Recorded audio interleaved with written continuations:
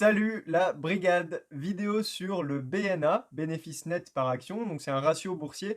Cette vidéo elle fait partie d'une suite de vidéos sur les ratios boursiers. Vous trouverez plein d'informations dans la description et éventuellement le commentaire épinglé, donc n'hésitez pas à les consulter.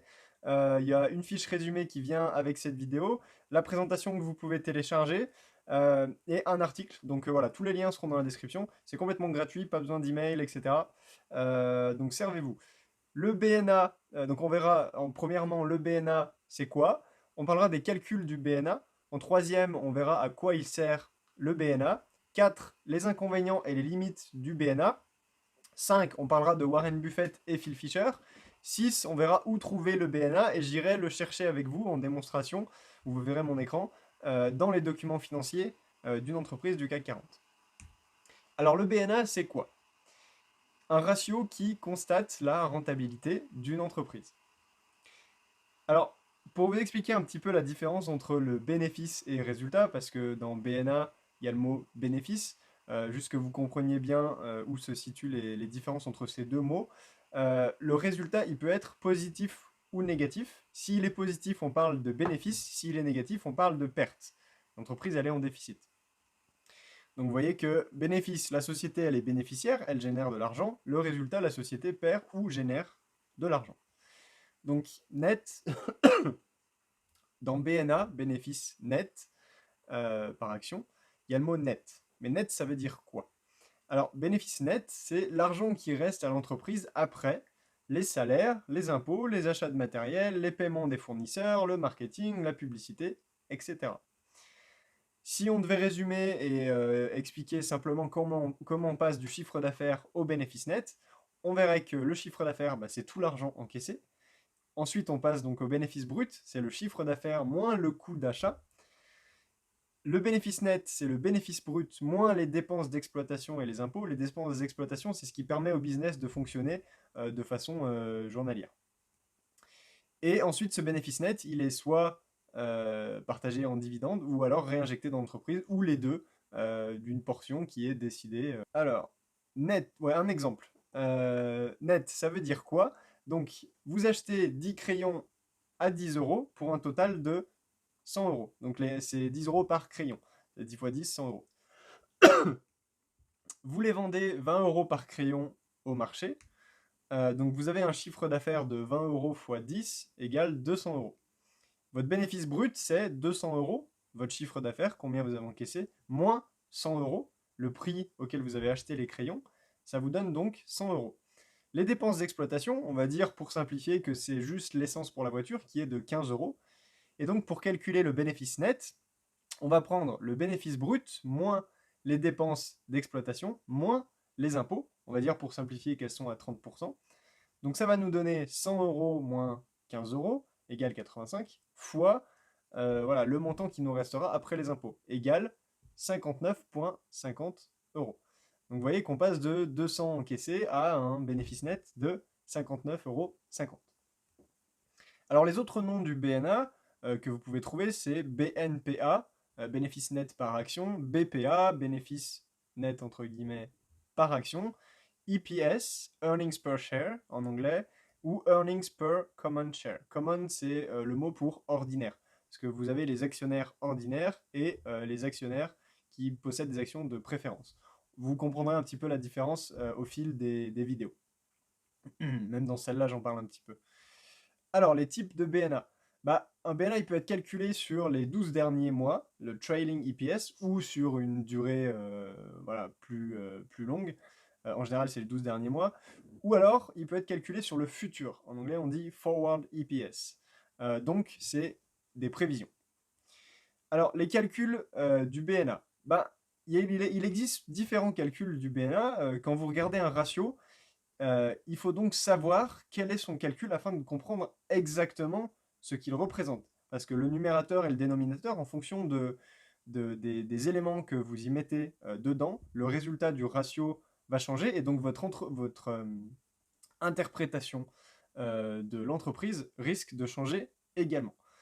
Le ratio le plus fréquent, le BNA, on va dire classique, c'est bénéfice net divisé par nombre d'actions. On va voir maintenant le BNA dilué.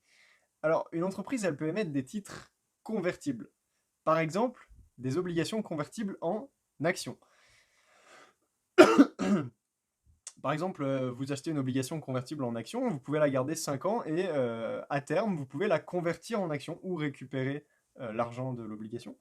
Et en fait, si vous la convertissez, bah, ça change le nombre d'actions dans l'entreprise. Et vous voyez que si on prend le calcul précédent, le nombre d'actions, il est dans le calcul. Donc ça peut être un élément important à considérer. Donc voilà le calcul du BNA dilué. On a bénéfice net divisé par nombre d'actions plus convertibles. Alors, une fois devenus actions, les convertibles ils réduisent votre pourcentage total dans l'entreprise.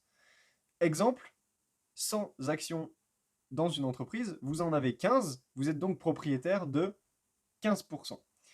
Si on vient ajouter 10 obligations convertibles, on peut considérer qu'il y a un total de 110, ou en tout cas qu'il y aura, quand elles seront converties, un total de 110 actions. Donc vous êtes maintenant propriétaire de 13,6% de l'entreprise. Petit point, les convertibles, elles vont pas forcément être converties en actions, mais pour vous mettre du côté sécurité, il vaut mieux toutes les considérer comme converties en actions à terme, plutôt que de vous faire avoir et d'essayer de faire des calculs qui ne représenteront pas la réalité. Il vaut mieux avoir une bonne surprise qu'une mauvaise surprise. Alors, maintenant, le BNA action de préférence. Une entreprise, elle peut émettre des actions de préférence. Donc, ces actions, elles ont parfois un dividende supérieur ou prioritaire. Donc, voici le calcul. Là, on mettrait le bénéfice net auquel on déduirait les dividendes prioritaires divisé par le nombre d'actions. Donc, pourquoi on le déduit du bénéfice net? Eh ben, en fait, les actionnaires prioritaires, ils vont être payés avant les actionnaires ordinaires. Donc, l'argent qui va rester à vous, actionnaires ordinaires, c'est les bénéfices nets, moins l'argent qui doit être payé aux actionnaires qui ont des actions de préférence, donc ils doivent être payés avant vous. Donc voilà, adapté au BNA, ça donne ça. Le BNA, résultat exceptionnel. Alors, une entreprise, elle peut avoir un résultat exceptionnel. Il ne provient pas de l'activité régulière de l'entreprise, donc c'est ce que veut dire le mot exceptionnel. Exemple, la vente d'un terrain. Une entreprise de bonbons qui vend un terrain et qui double son résultat juste à cause de ça. Voilà, c'est un résultat exceptionnel parce que ça ne fait pas partie de son activité de vente de bonbons. Donc voilà le calcul à quoi il ressemblerait. Bénéfice net moins résultat exceptionnel divisé par le nombre d'actions. Alors j'ai mis ou plus parce que ça peut être une perte exceptionnelle. Voilà. Par exemple, l'entreprise perd un procès. Voilà, elle doit débourser de l'argent. Ça ne fait pas partie de son activité de tous les jours. Alors, le BNA. Les autres calculs du BNA, vous pouvez ajuster le BNA comme vous le voulez et aussi trouver d'autres versions bien plus complexes sur le net qui concernent les convertibles, l'inflation, etc. Et si on prend un exemple avec ce qu'on a appris où on cumule tous les trucs qu'on vient de voir, on aurait bénéfice net moins un dividende exceptionnel moins un bénéfice exceptionnel. Alors j'ai mis dividende exceptionnel, mais c'est dividende de préférence. Divisé par le nombre d'actions plus les convertibles. Donc là, vous voyez qu'on a tout mis ensemble et ça vous donne un calcul plus précis du BNA. Alors, est-ce que le BNA il peut être négatif? Bah ouais, il se peut que le BNA en bourse il soit négatif, mais c'est bizarre parce que c'est censé être un bénéfice. Ok, on a vu au début la différence entre résultat et bénéfice. Bah, en fait, par simplicité, l'entreprise qui enregistre une perte nette, on ne change pas le nom du ratio. Donc il y a certains sites qui vont vous mettre un résultat négatif. Voilà, on pourrait par exemple avoir moins 10 millions divisé par 4 millions égale moins 2,5. Donc voilà, ça veut dire que l'entreprise perd de l'argent et les actionnaires, ils sont pas contents. Bon, pas forcément, mais bref. Alors, un BNA qui est inférieur aux dividendes, est-ce que c'est possible? L'entreprise, elle a fait un montant d'argent cette année et elle a versé plus en dividendes. Ok, bah oui, le BNA, il peut être inférieur aux dividendes. Je sais que c'est surprenant, mais ça signifie souvent que l'entreprise, elle a puisé dans ses réserves d'argent pour verser un dividende plus élevé que le BNA. Alors, à quoi il sert le BNA? Premièrement, il sert à mesurer la rentabilité. Le résultat du BNA, il montre le montant de bénéfice qui revient aux actionnaires.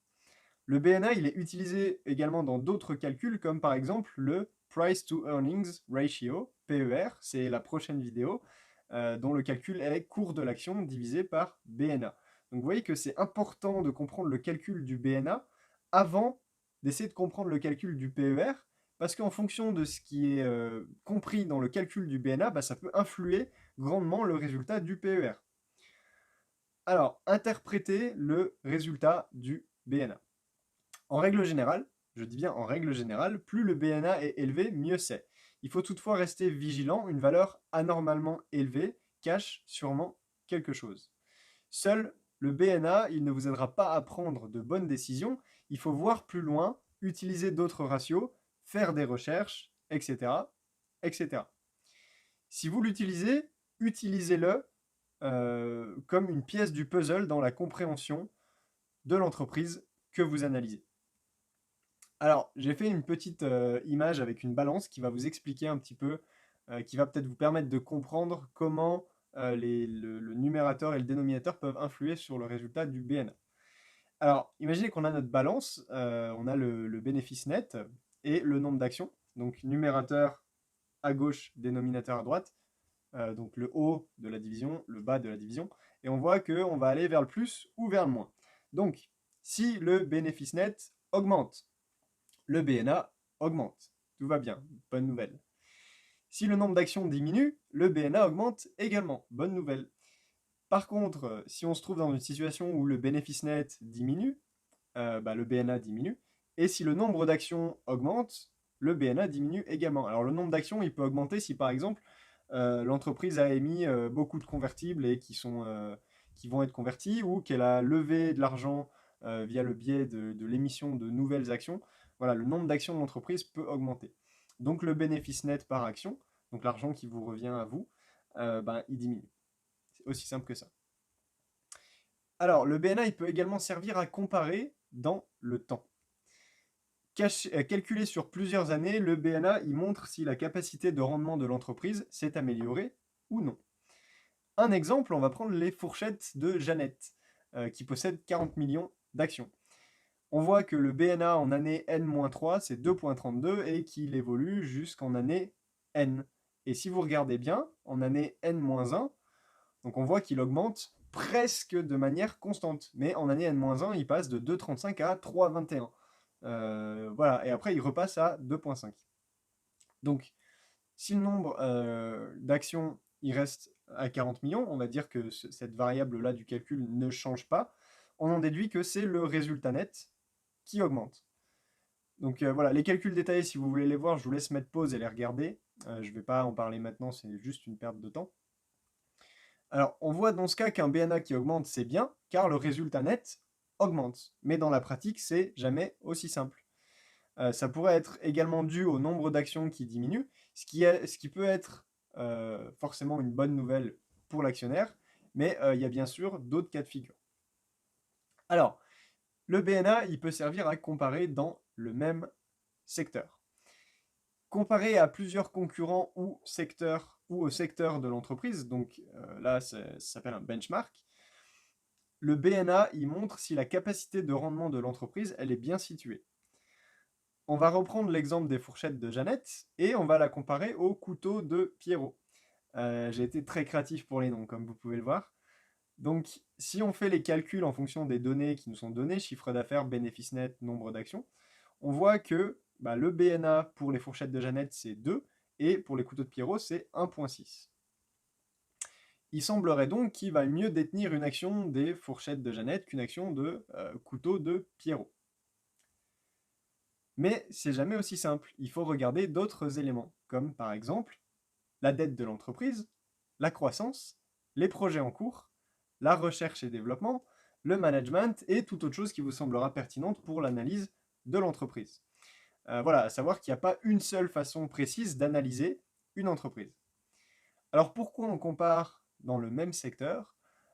Ça peut être intéressant de comparer les entreprises de différents secteurs pour en comprendre et en déduire les spécificités, donc à but informatif et dans le but d'apprendre des choses.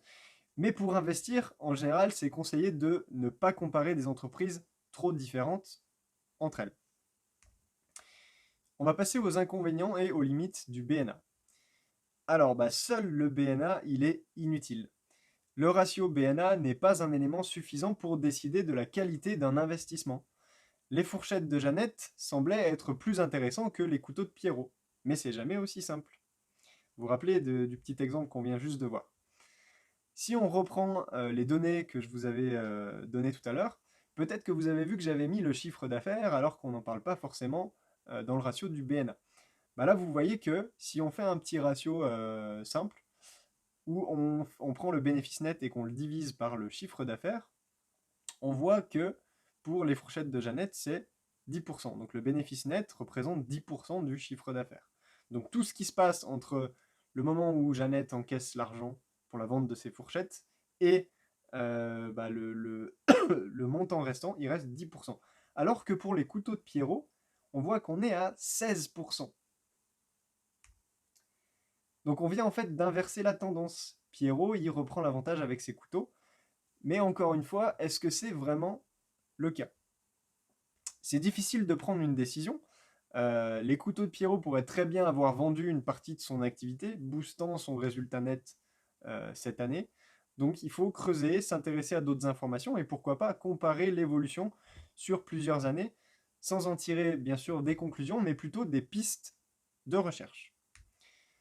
Alors, deuxième inconvénient du BNA, c'est que le BNA, il ne prend pas la dette de l'entreprise en compte.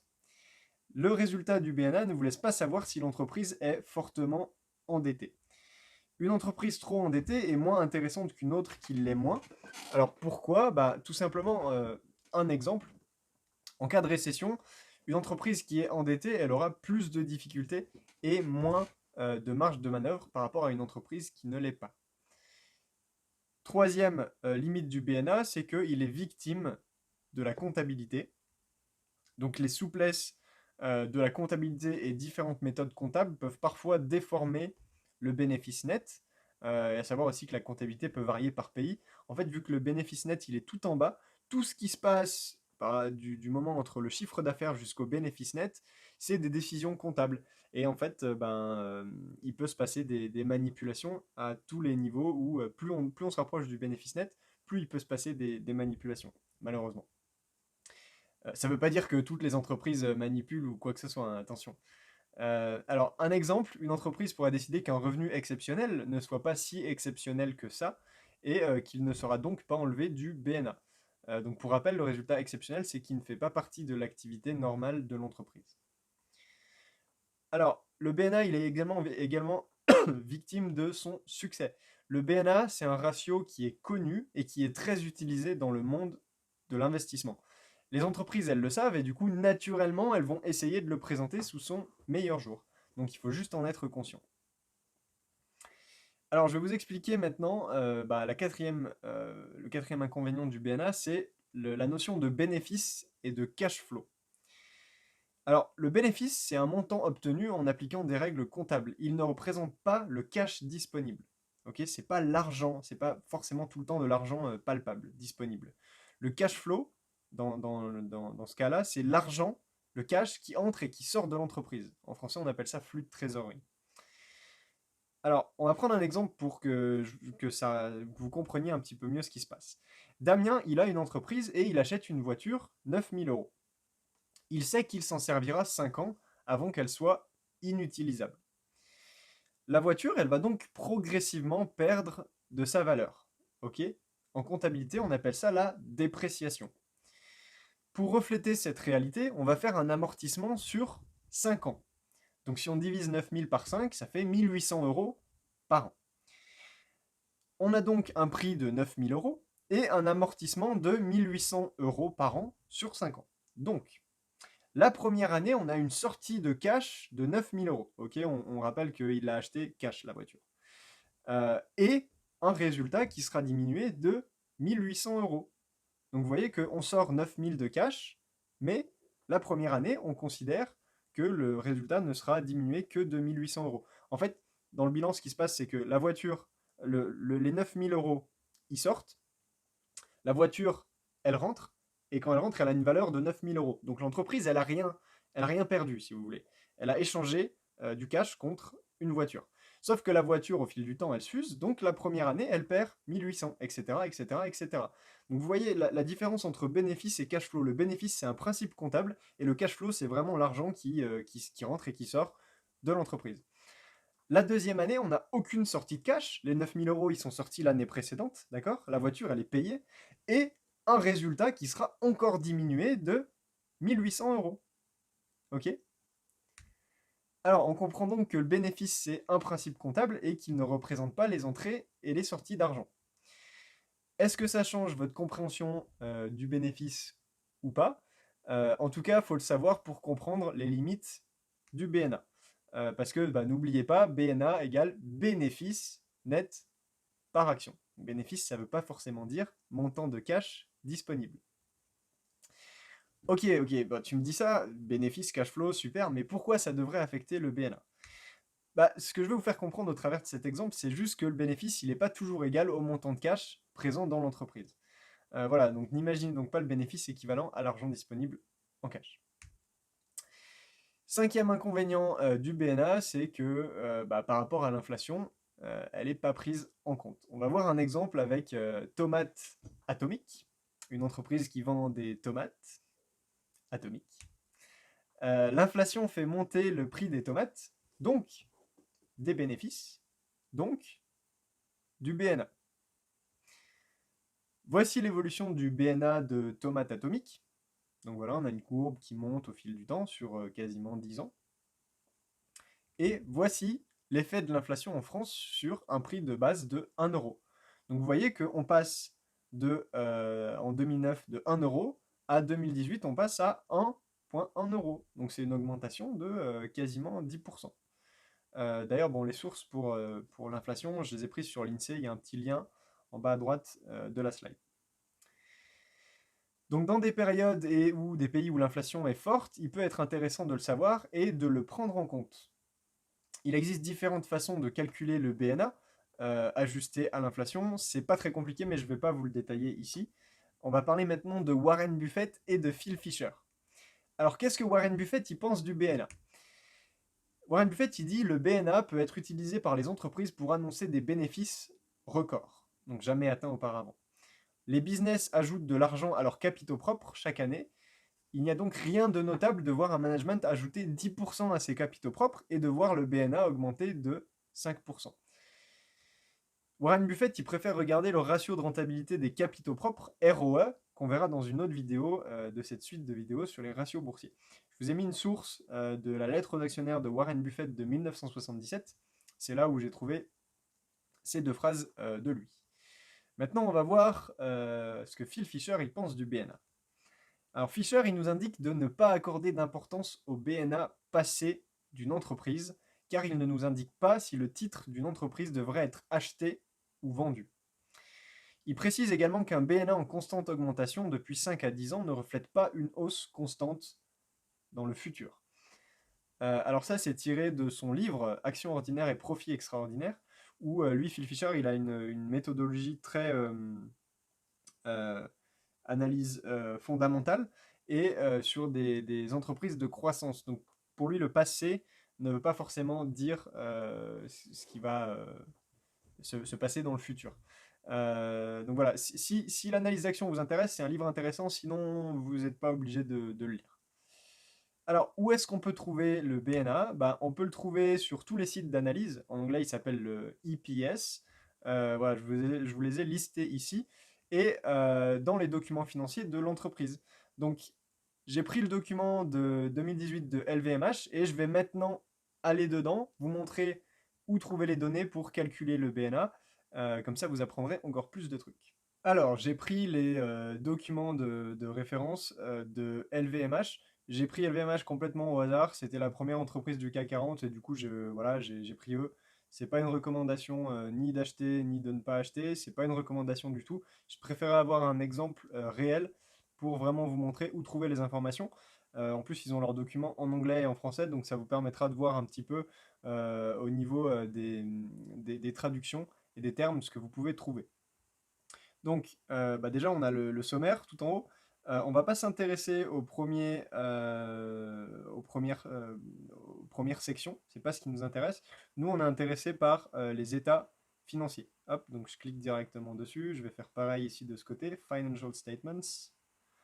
Voilà, donc là, on va aller dans le compte de résultats consolidé.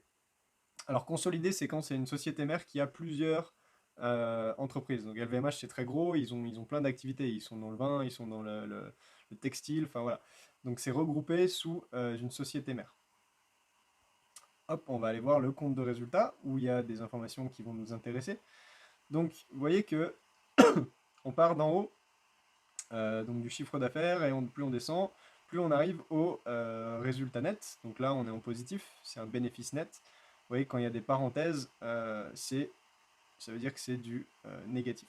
Donc là, par exemple, ils ont eu un résultat financier négatif. Je ne m'attarde pas trop là-dessus. Hop. Donc là, on va regarder, vous voyez, la dernière section, ils font le calcul pour nous. Résultat net par du groupe par action. Et ils vous donnent même le nombre d'actions qu'ils ont retenues. Donc vous voyez que on est à 12,64. Et là, ils font même le calcul après dilution. Donc c'est-à-dire qu'ils prennent les convertibles en compte et ils refont le calcul du BNA. Donc comment ils l'obtiennent ce calcul? Je vais vous montrer simplement.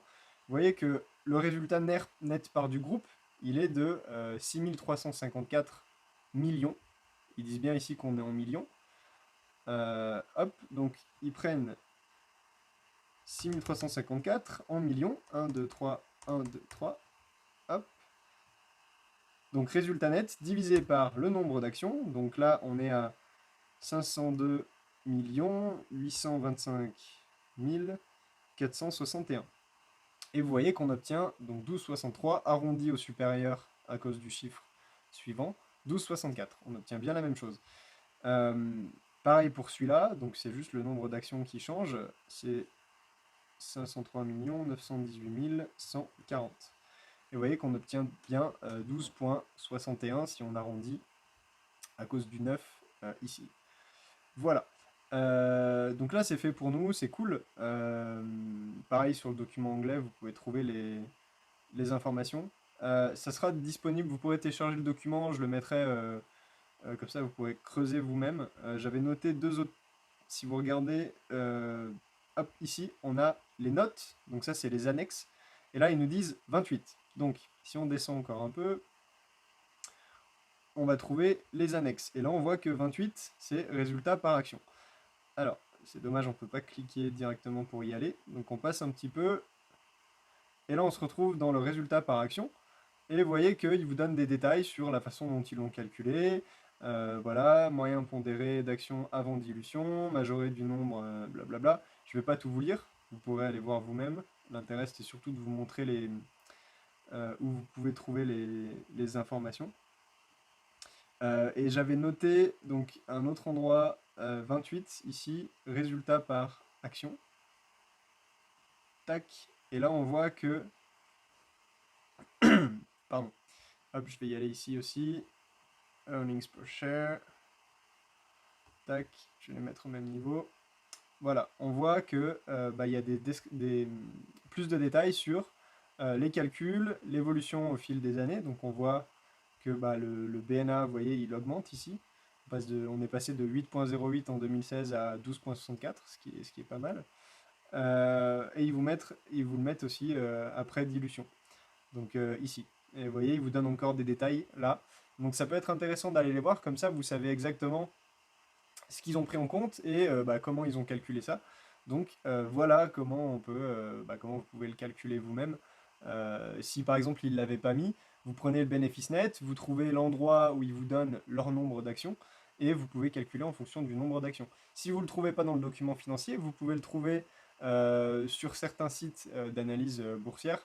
Voilà, et puis vous pouvez regarder ce calcul-là par rapport à celui de Zone Bourse ou par rapport à celui de Morningstar par exemple, et vous verrez que des fois il y a des petites différences. Voilà, c'est pas toujours facile de comprendre les différences qu'il y a dans les sites d'analyse parce qu'ils expliquent des fois pas du tout leurs calculs, mais vous pouvez voir de vos propres yeux où vous vous situez avec votre calcul par rapport au site d'analyse. Voilà.